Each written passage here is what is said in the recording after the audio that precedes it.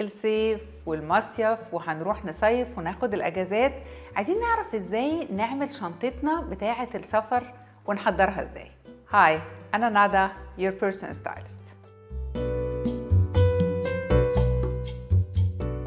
لما بنيجي نحضر الشنطة لازم نفكر ان احنا بلاش طريقة ان انا انزل كل الدولاب واخد كل الحاجات الصيفي معايا ويبقى معايا حاجات كتيرة قوي ونصها مش هتتلبس.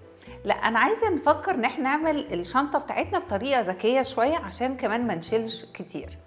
اول حاجة نفكر فيها ان ما يكونش معانا قماشات كتير بتتكرمش. يعني مثلا بلاش ناخد كتان معانا في السفر، مش عملي خالص. من وقت ما هتطلعيه من الشنطة وهتلاقي ان هو متكرمش ومش عملي.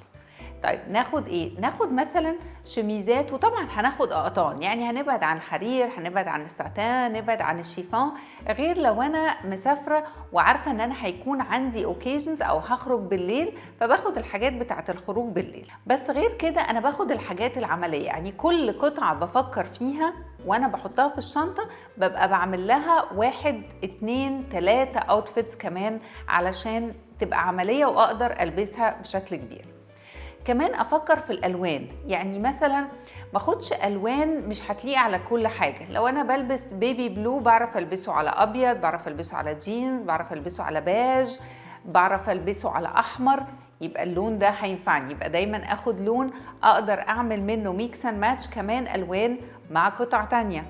اخد حاجة قطعة كده عملية علشان بالليل لو الدنيا شوية بردت يبقى مثلا معايا جاكيت جينز خفيفة.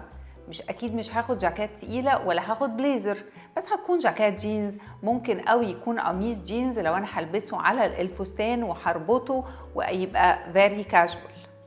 قلنا بلاش ناخد الخامات الشيفون او الحراير غير لو عندنا مناسبة هتبقى في السفر هختارها، عشان كمان الخامات دي بتبقى شفافة. فانا كمان هضطر ان انا اخد بطانة او اندر شيرت تحتها، وفي المصيف مع الدنيا الحر مش بيحبذ ان انا البس لايرز كتيرة.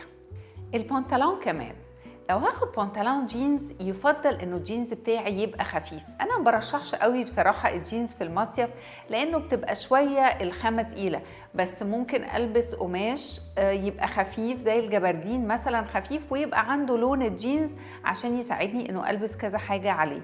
البنطلون الابيض كمان او البنطلون البيج او الاوف وايت، البنطلونات الفاتحه والواسعه بتبقى حلوه جدا.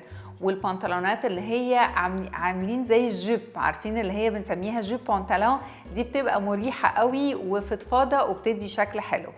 طيب وهناخد ايه جزم معانا؟ هناخد طبعا السليبرز اللي هي بنطلع بيها على البحر، مش هنبقى محتاجين اكتر من 2-3 ماكسيمم وهيليقوا على كل الاوتفيتس بتوعنا. وهناخد ساندل علشان نلبسه بعد الظهر، وهناخد سنيكرز.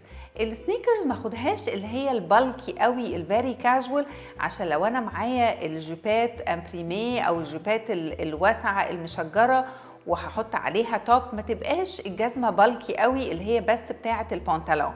فافكر دايما انه الجزمه تبقى براكتيكال، اقدر البسها على بنطلون واقدر البسها كمان على فستان. ما نقيش لونها ما يليقش على حاجات كتير، يعني يفضل اخدها يا اما بيضه او فضي والذهبي. بننسى كتير قوي الفضي والذهبي سواء في الساندل او في الجزم الكاوتش، لان هما بيليقوا على كل حاجه.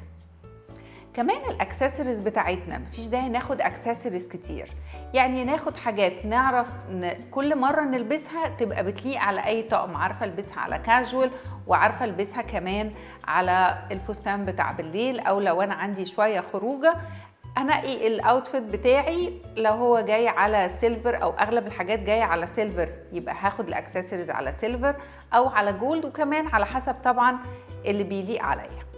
اكيد طبعا ما بنطلعش البحر باكسسوارز، ولا اكسسوارز ولا ميك اب، عشان المنظر ما بيبقاش حلو قوي. احنا طالعين البحر بنلبس سامبل، بنلبس المايو، بنلبس فستان البحر، بتبقى حاجه او شورت وتي شيرت. ما ننساش ناخد الشورتات بتاعتنا برضو تبقى حاجات على قطن وخفيفه علشان تبقى عمليه طول النهار. بس ولا بنحط ميك اب ولا بنلبس اكسسوارز على البحر. اكسسوارز بتاعتنا بتبقى شنطه البحر بتاعتنا او الشابو ونضاره الشمس. بلاش الكتير الاكسسوارز، احنا طالعين ننزل البحر ونقعد ونتشمس، مفيش داعي للاوفر اللي احنا ساعات بنشوفه. كمان ما تنسيش تاخدي معاكي شال برضو لونه يبقى حلو، ممكن تكوني لابسه حاجه سيمبل قوي ويبقى معاكي شال لخروجه بالليل، لو الدنيا برضو كانت هوت شويه او في شويه برد بالليل يبقى معانا الشال بتاعنا، وممكن يبقى هو اللوك بتاع الاوتفيت كله في الشال. فهنفكر دايما واحنا بنعمل شنطتنا ما ناخدش حاجات زياده، نوضب دايما الاوتفيتس تكون لايقه مع بعض، وكل ايتم يبقى اقدر استخدمه اكتر من مره.